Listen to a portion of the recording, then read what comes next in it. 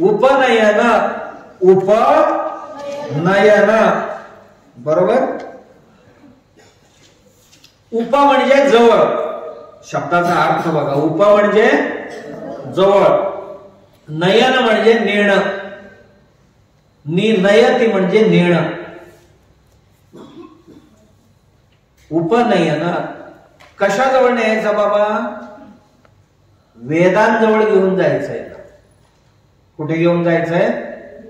वेद साहित्य आहे ना आमचं. माणसाने, प्रत्येक या भारतीयांनी अध्ययन करावं असं ग्रंथ म्हणजे वेद.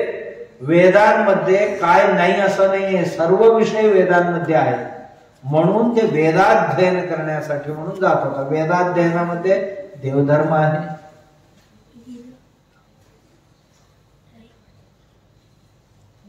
पूजा धर्म, पूजा अर्चना इत्यादी, ध्यान, जप, तप या विधिविधान आहेत.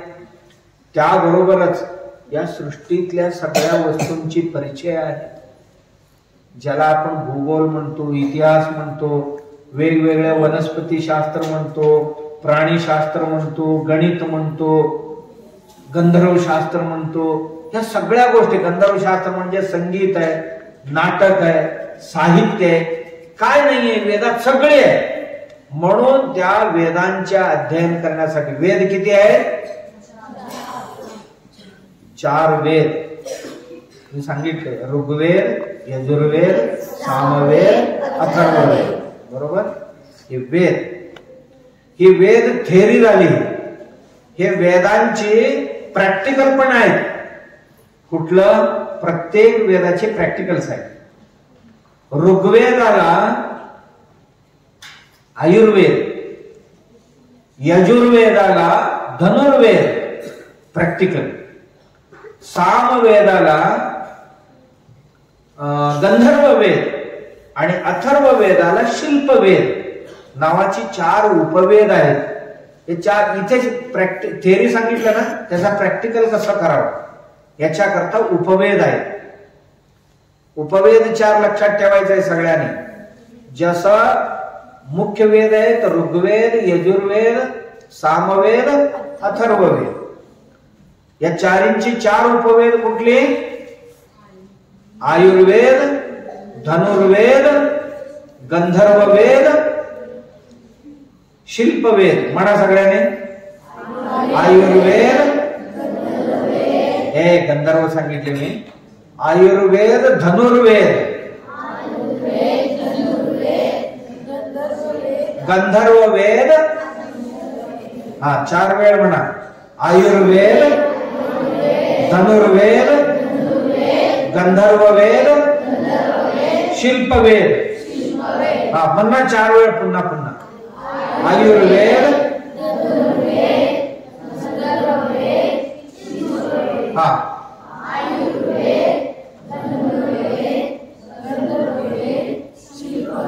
हा आयुर्वेद, धनुर्वेद, गंधर्ववेद, शिल्पवेद. आयुर्वेद, धनुर्वेद, गंधर्ववेद, शिल्पवेद. लक्षात राहतील. आयुर्वेदामध्ये आरोग्यशास्त्र सर्वही सांगितलेले आहेत. यांच्या अध्ययनासाठी जाणार ना तो आता, त्याचा विधी म्हणजे उपनयन विधी. उपनयन त्यांच्या जवळ घेऊन जाणार आहे. आता गुरुकुलात आचार्यांकडे, गुरुजींकडे घेऊन जाणार ही विधी. आयुर्वेदामध्ये माणसांचा आयु वृद्धी कसा करावं, आयु कसं वाढवावं आणि आयु वाढवण्यामध्ये येणारे अडथळे म्हणजे वेगवेगळ्या प्रकारचे आजार विजार जे काय आहेत त्यांना कसं दूर ठेवावं, सगळ्या वनस्पती आणि त्यांचं औषधी कसं बनवावं इत्यादी सांगणारं शास्त्र. मनुष्य आयुर्वेद, वृक्ष आयुर्वेद, पशु आयुर्वेद, पुष्पायुर्वेद. मनुष्य आयुर्वेदामध्ये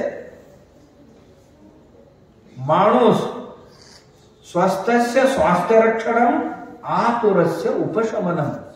जो स्वस्थ माणूस आहे त्याचा शरीर स्वस्थ कसं राहील म्हणजे केवळ शरीर नाही, शरीर, मन, बुद्धी, आत्मा कसे समाधानी राहतील हे सांगणारं शास्त्र आयुर्वेद शास्त्र. समजते? सांगितलेले थोडं थोडं कानात जाते. का करावं बाबा उपनयन, का करावं? वेदांकडे जायचं. जाण्याकरता ताप पास द्यायचंय, गेट पास द्यायचंय. त्याला सिनेमात जाण्याकरता तिकीट काढताय की नाही तुम्ही? तिकीट दाखवले तरच आत सोडतात, नाही तर सोडत नाही. तसं गुरुकुलात जायचं असेल तर उपनयन केल्याचं सर्टिफिकेट दाखवावं लागते. आम्ही उपनयन केलेले आहे, मग आत ये म्हणतात. नाहीतर करू नये, तिकीट काढून येणं येते. उपनयन काय आहे नंतर सांगा. कशासाठी उपनयन? वेदाध्ययनासाठी उपनयन. वेदांच्या अध्ययनासाठी उपनयन विधी. आणि वेद कोणते? ऋग्वेद, यजुर्वेद, सामवेद, अथर्ववेद. थेरी, सिद्धांत आहे. आणि यांना आपल्या जीवनात आचरणात कसं आणायचं याच्याकरता आयुर्वेद, धनुर्वेद, गंधर्ववेद, शिल्पवेद. आयुर्वेदामध्ये आयु कसं वाढवं, शरीराची मनाची आजार कसं दूर करावं, येऊ नये म्हणून कसं काळजी घ्यावं, समाधानाने कसं राहतात, दिनचर्या, ऋतुचर्या, आणि त्यानंतर वनस्पती आणि रोग आणि रोगांची लक्षण ओळखणं आणि त्याच्यावर चिकित्सा करणं, औषध बनवणं, चिकित्सा करणं, हे आयुर्वेदाचा भाग. आणि दुसरं वृक्षायुर्वेद. वेगवेगळ्या प्रकारची झाडं ओळखता आला पाहिजे, त्यांच्या गुणस्वभाव ओळखता आला पाहिजे. कुठलं आंबट आहे, कुठलं गोड आहे, कुठलं तिखट आहे, कुठलं खारट आहे, वा ह्याचा स्वभाव धर्म आहे, हे कोणता आजार बरं करू शकतो, हे कुठला आजार बरं करू शकतो, कोणत्या सीझन मध्ये येते. मग ह्याचे प्रत्येक झाडाला पंचांग असतात. किती अंग असतात? 5 अंग. झाडाचा पंचांग म्हणतात त्याला. मूळ, कांड, पानं, फुलं, फळ.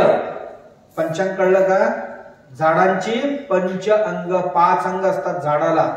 मूळ, कांड म्हणजे बुडका, खोड खोड म्हणतात त्याला, आणि तिसरं पानं, आणि चौथं फुलं, आणि 5वा फळ किंवा बीज.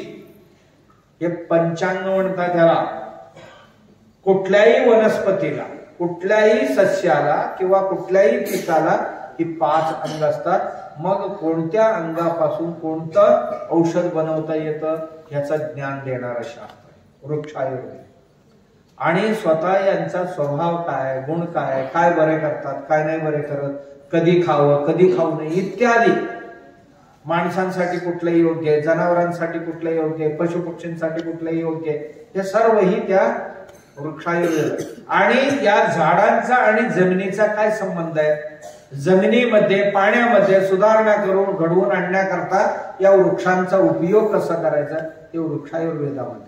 आणि वृक्षायुर्वेदामध्ये वातावरण सुद्धा सांगितलेले आहेत. वेदांग ज्योतिष पण येतात. म्हणजे पाऊस कधी येणार, थंडी कधी येणार, कोणतं नक्षत्र कधी लागणार, आणि पाऊस येण्याची लक्षण काय, जमिनीमध्ये पाणी आहे की नाही पाहण्याची लक्षण काय आहे, या सगळ्या गोष्टी त्या वृक्षायुर्वेदामध्ये उहापोह केले गेलेले आहेत. समजते मी सांगितलेले? काय जरासं जड जायला लागले? हा, समजते का? कानावरनं जाऊ द्या ना जरा चांगल्या गोष्टी. मग नंतर कधीतरी होय आपण ऐकलेले होते, जरा वाचूया असं वाटेल ना तुम्हाला नंतर. त्यानंतर पुष्पायुर्वेद. वेगवेगळ्या प्रकारची फुलांची आरोग्यासाठी, कोणत्या आजारासाठी कोणत्या फुलाचा गंध किंवा पावडर याचा वापर करावा हे त्यात सांगितले गेले. आणि गवायुर्वेद. जनावरांना येणारे आजार आणि त्याचं निवारण करण्याची सर्व प्रक्रिया सांगितलेली आहे. त्याला काय म्हणतात? गवायुर्वेद. अश्वायुर्वेद. घोड्यांना येणारा आजार आणि त्याचं निवारण, त्याच्या आयुर्वेदातच येणारी हे सगळ्या गोष्टी आहेत. समजलं? आणि त्यानंतर आयुर्वेद झाल्यानंतर गंधर्ववेद. गंधर्ववेदामध्ये नृत्य, गायन, वादन, नाटक. गंधर्ववेदामध्ये किती येतात? नाचणं, नाचायचं म्हणजे कसा बसा नाहीये, हे शास्त्रशुद्ध नृत्य करणं. नृत्य, गायन, गाणं, वोकल आणि वादन म्हणजे वाद्य, वेगवेगळ्या प्रकारची वाद्यांचा उपयोग करून शास्त्रीय पद्धतीने ते वाजवून कसा आनंद प्राप्त करता येईल. आणि चौथं नाटक. कुठले अत्यंत प्रभावी माध्यम, कोणता विषय समजवायचा असेल तर तो नाटक. नाटकाच्या माध्यमातून आपल्याला जे समजवायचं आहे ते समजवायचा प्रयत्न करायचा. हे चारही येतात गंधर्व वेदामध्ये. शिल्प वेदामध्ये, अथर्व वेदाचा हे प्रॅक्टिकल आहे. शिल्प वेदामध्ये 64 कला म्हणजे बाबा जे जे आपण उत्पादन करायचं म्हणतो, उद्योग, व्यवसाय, अर्थशास्त्र सगळे यातच येतं. असं हे वेद. या अध्ययनासाठी आता प्रवेशिका म्हणजे उपनयन. उपनयनात काय करायचं? उपनयन विधी घरात किंवा गावातल्या मंदिरात ठेवली जाते. सगळ्या पै पाहुण्यांना बोलवलं जातं, जेवणाची व्यवस्था केली जाते आणि मग त्याचा केश कर्तन केले जाते, मुंडन केले जाते. इथेच फक्त थोडीशी ठेवतात. ठेवून झाल्यानंतर अभ्यंग स्नान करवलं जातं. त्याला अभ्यंग स्नान झाल्यानंतर त्या बाळाला धोती नेसवलं जातं, हातात एक दंड दिली जाते आणि एक झोळी दिली जाते. बाबा तू अध्ययनाला जाणार आता, तर हातात दंड ही धर्मदंड आहे, हातात धर, तुझ्या रक्षणासाठी असू द्या. दंड कशासाठी? हे आत्मरक्षणासाठी. ही जोडी कशासाठी? भिक्षा मागून आण. त्या काळातली गोष्टी.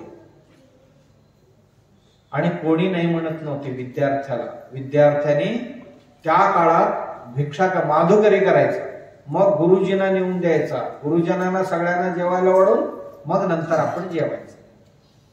आणि त्या दिवशी अभ्यंग करून त्याला एक जानवं घालायचं. जानवं, त्या जानव्यालाच म्हणतात,